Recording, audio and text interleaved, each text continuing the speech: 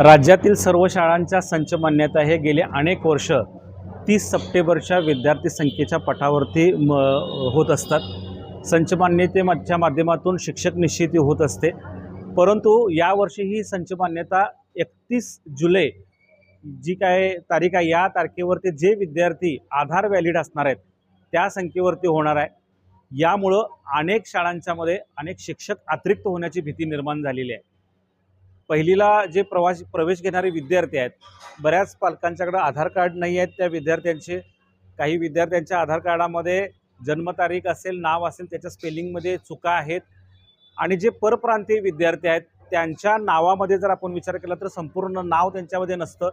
त्यानंतर हे जे काही विद्यार्थी पहिलीला आज आलेले आहेत ते जवळजवळ 6 वर्षापूर्वीचे विद्यार्थी आहेत, त्यांचे जे दाखले आहेत ते 6 वर्षापूर्वी काढले गेलेले आहेत।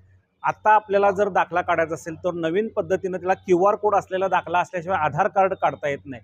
या सगळ्या समस्यांचा विचार करता ही जे काही संच मान्यता आहे ती 30 सप्टेंबरच्या पूर्वीप्रमाणे जे आपण संच मान्यता करत होतो या पद्धतीने करावी अशी मागणी आम्ही आज राज्याचे शिक्षण आयुक्त त्याचबरोबर राज्याचे शिक्षण संचालक यांच्याकडे केलेली आहे। बघा।